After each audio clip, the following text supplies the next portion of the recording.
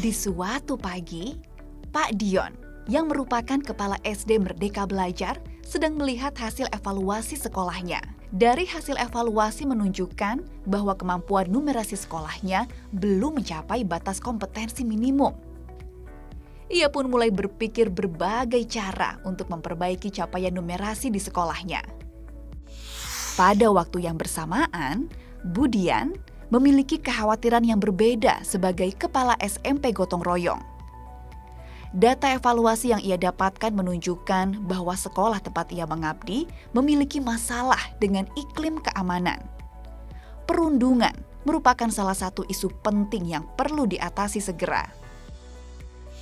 Di sisi lain, Bu Sari, kepala SMA Indonesia Maju, sedang melihat hasil asesmen nasional yang menunjukkan capaian asesmen kompetensi minimum sekolahnya sangat baik.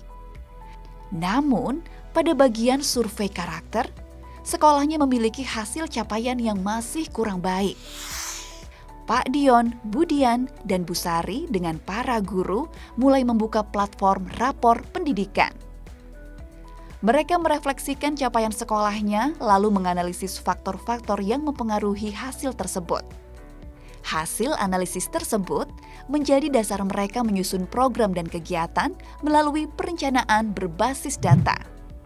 Perencanaan berbasis data merupakan program Kemendikbudristek yang mendorong perbaikan kualitas pendidikan lebih terarah dan efektif. Dari hasil analisis, Pak Dion menemukan bahwa faktor yang mempengaruhi hasil kemampuan numerasi di sekolahnya adalah karena metode belajar yang kurang interaktif. Pak Dion dan para guru pun merencanakan untuk lebih melibatkan murid-murid untuk mendukung proses belajar mengajar di sekolahnya. Hal yang serupa terjadi pada Budian dan para guru di SMP Gotong Royong. Mereka menemukan bahwa masalah perundungan di sekolahnya terjadi karena berawal dari ejekan antar murid. Mereka pun merencanakan untuk mengadakan kegiatan diskusi rutin yang interaktif dan menarik bagi para murid tentang perundungan dan meningkatkan kualitas layanan bimbingan konseling.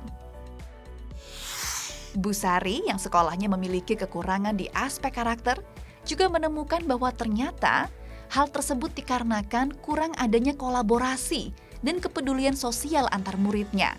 Mereka pun merencanakan untuk membuat pembelajaran berbasis proyek sosial secara berkelompok agar para murid dapat bersosialisasi dan bergotong royong lebih baik lagi. Rencana kegiatan yang dibuat diaplikasikan dengan melibatkan seluruh warga sekolah di lingkungan SD Merdeka Belajar, SMP Gotong Royong, dan SMA Indonesia Maju. 1 tahun kemudian, Pak Dion, Budian, dan Bu Sari kembali melihat rapor pendidikan milik sekolahnya. Hasilnya menunjukkan bahwa terjadi peningkatan yang signifikan pada hasil capaian sekolah mereka. Pak Dion, Budian, dan Bu Sari merasa sangat senang dan merasakan manfaat dari rapor pendidikan. Mari gunakan platform rapor pendidikan untuk introspeksi secara menyeluruh dalam menyelesaikan persoalan pendidikan sesuai akar masalah demi perbaikan yang berkelanjutan dan peningkatan kualitas pendidikan Indonesia. Rapor pendidikan. Identifikasi, refleksi, benahi.